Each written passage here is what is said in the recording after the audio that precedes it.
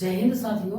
देखिए, आज हम आपके सामने एक बहुत ही स्पेशल टॉपिक लेकर हाजिर हैं और इस स्पेशल टॉपिक में हम आज आरबीआई के स्पेशल पॉइंट्स के बारे में समझेंगे और इससे रिलेटेड जितने भी इम्पोर्टेंट पॉइंट्स बनते हैं जो कि आने वाले एग्जाम के लिए काफ़ी इम्पोर्टेंट हैं और पूछा भी जा चुका है। हर एक एग्जाम में एक ना एक प्रश्न जो है आरबीआई से रिलेटेड पूछ ही देता है, ठीक है ना।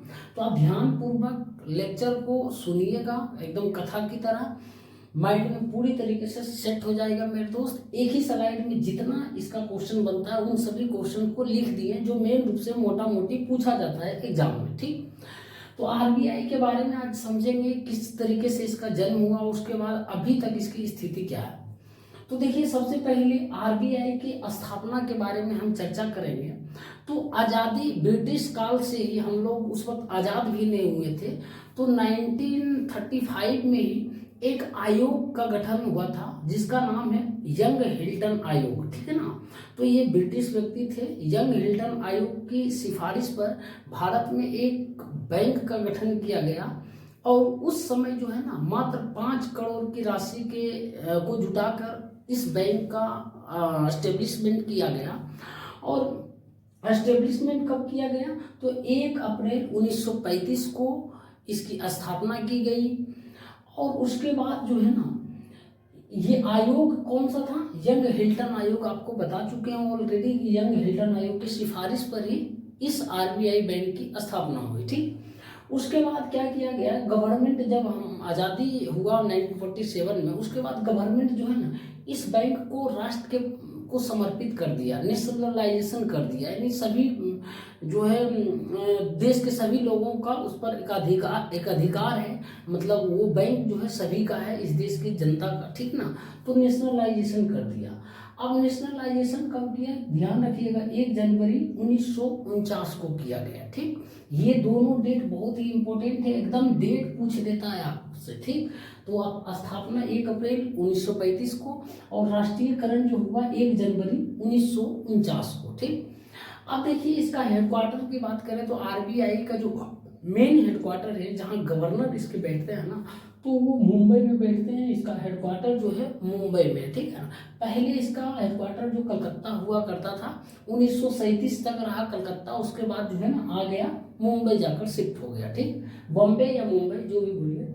आप देखिए, आरबीआई में है ना, जो आरबीआई का काम क्या है ना, बहुत सारा काम है, उसमें से जो 2 काम इंपॉर्टेंट पूछा जाता है वो है भारत में मौद्रिक नीति और साख नीति जो है ना आरबीआई के द्वारा ही जारी किया जाता है। ध्यान रखिएगा, पूछेगा कि मौद्रिक नीति कौन जारी करता है, ऑप्शन दे देगा आरबीआई, वित्त मंत्रालय या भारत के राष्ट्रपति या फिर सीएजी। तो आपको ऑप्शन में मानना है आरबीआई जो है मौद्रिक नीति जारी करता है, ठीक। आप देखिए, इसके गवर्नर की बात करें, गवर्नर का मतलब इसका जो हेड है ना, ये जो इसको संचालित करता है, जिसके छत्र छाया में आरबीआई आगे बढ़ता है। तो गवर्नर की बात करें, प्रथम गवर्नर जो हुए वो ऑसबोर्न स्मिथ हुए, ठीक है ना। ऑसबोर्न स्मिथ नाम के व्यक्ति 1935 में जब एस्टेब्लिशमेंट हुआ तो उसका गवर्नर बनाया गया, पहला गवर्नर यही थे और ये ब्रिटिश व्यक्ति थे, ठीक ना। ऑसबोर्न स्मिथ नाम से ही पता चलता है ब्रिटिश व्यक्ति थे ऑसबोर्न स्मिथ। उसके बाद प्रथम भारतीय गवर्नर जनरल की बात करें हम, तो प्रथम भारतीय गवर्नर जनरल या स्वतंत्र भारत के प्रथम गवर्नर जनरल गवर्नर जनरल नहीं, गवर्नर हुए ना, वो हुए सीडी देशमुख, ठीक है ना। सीडी देशमुख, ध्यान रखिएगा, प्रथम भारतीय या स्वतंत्र भारत के पहले गवर्नर जो हुए आरबीआई के, वो सीडी देशमुख हुए, ठीक। जिनका कार्यकाल 1943 से 1949 तक रहा। ये कार्यकाल नहीं पूछा जाता है, लेकिन ये प्रथम भारतीय गवर्नर जनरल पूछा जाता है, सीडी देशमुख। अब देखिए, बहुत ही इंपॉर्टेंट चीज बताने वाले हैं। तो आरबीआई के आप देखे होंगे लोगो में, वहां पर लोगो देखे होंगे आरबीआई का, तो उसमें पूछ देता है कभी कभी इसका लोगो क्या है, ऑप्शन आपके सामने दे दिया जाएगा। तो उसके लोगो में जो देखिएगा ध्यानपूर्वक आरबीआई के लोगो में, तो वहां पर एक गाछ है और एक शेर है, ठीक है ना। शेर नहीं, बाघ असल में वो है, दिखता है शेर जैसा। तो आरबीआई के लोगों में पाम का पेड़ है, मतलब ताड़ का पेड़ है, पाम मतलब ताड़ होता है, ताड़ का पेड़ है। और जो वो जानवर दिखता है ना, वो रॉयल बंगाल टाइगर है, ध्यान रखिएगा, रॉयल बंगाल टाइगर है, ठीक। अब देखिए आरबीआई गवर्नर की नियुक्ति का प्रोसेस हम समझते हैं कि आरबीआई के गवर्नर की नियुक्ति जो है ना, प्राइम मिनिस्टर की अध्यक्षता वाली, प्रधानमंत्री की अध्यक्षता वाली कमेटी के द्वारा हर 3 साल में किया जाता है, ठीक। और ये जो है इनकी नियुक्ति जो है ना, वित्त मंत्री के रिकमेंडेशन पर प्राइम मिनिस्टर करते हैं, ठीक ना। वित्त मंत्री सिफारिश करते हैं कि इस नाम का व्यक्ति को, इस व्यक्ति को, जिसको इकोनॉमिक्स में ज़्यादा समझ है, इसको नियुक्त करिए, तो वो प्राइम मिनिस्टर करते हैं। सिफारिश कौन करते हैं? वित्त मंत्री भारत के, ठीक। तो ये ध्यान रखिएगा, ये चीज़ें बता दी। अब कुछ पॉइंट समझ लेते हैं। रेपो रेट और आरबीआई जो है ना, कुछ रेट से क्या होता है, पैसा किसी बैंक को देता है, कुछ रेट से लिया जाता है। तो 2 पॉइंट्स बहुत पूछा जाता है, रेपो रेट और reverse repo rate. Repo rate क्या होता है ना, जब आरबीआई जो है, सेंट्रल बैंक भारत के जो आरबीआई है, या केंद्रीय बैंक, वाणिज्यिक बैंकों को, कॉमर्शियल बैंकों को, वाणिज्यिक बैंक उसको बोलते हैं जिस बैंक में डायरेक्ट जनता से वो बैंक का कनेक्टिविटी रहता है, ठीक है ना।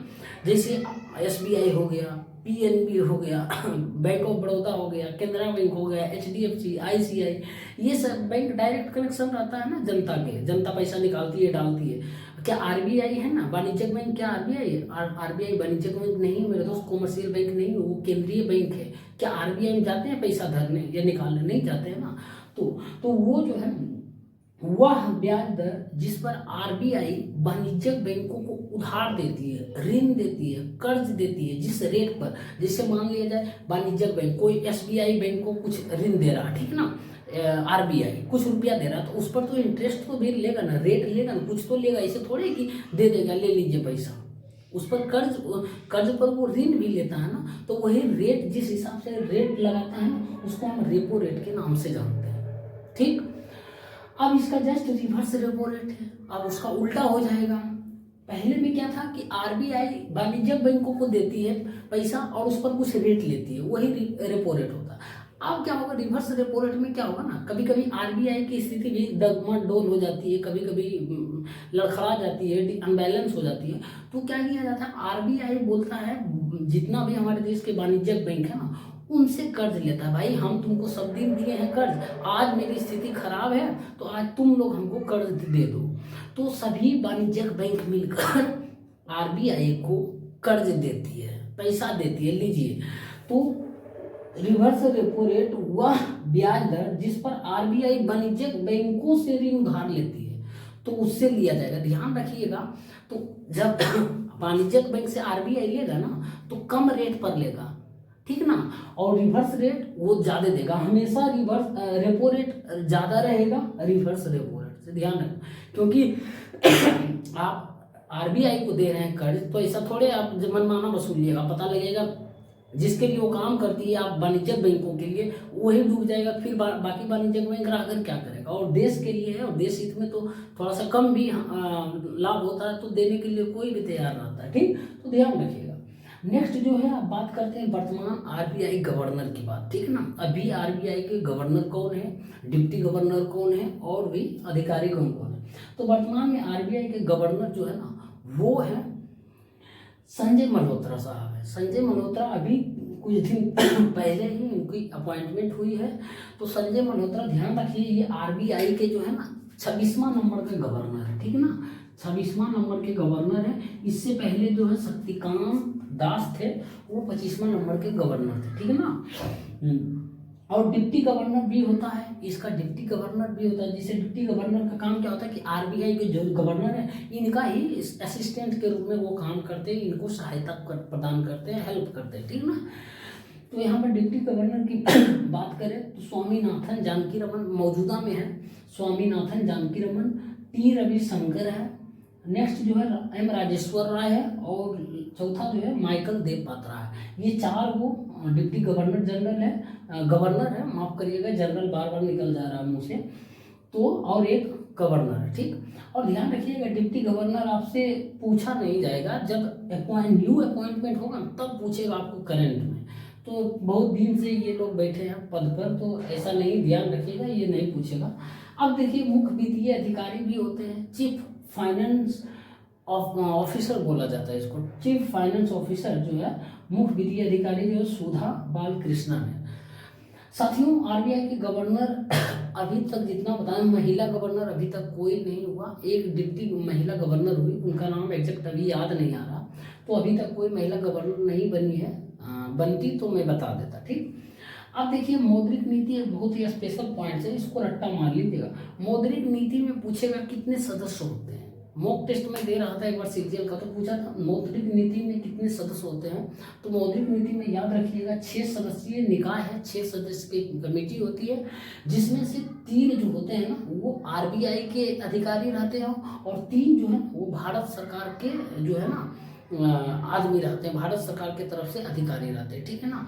तो मौद्रिक नीति में 6 सदस्य होते हैं टोटल, 3 आरबीआई के द्वारा रहते हैं, 3 भारत सरकार के नुमाइंदे रहते हैं, ठीक है ना। तो आरबीआई से जितने भी इम्पोर्टेंट फैक्ट बनते थे उन सभी फैक्ट को एक ही वीडियो में एक ही स्लाइड में बता दिए।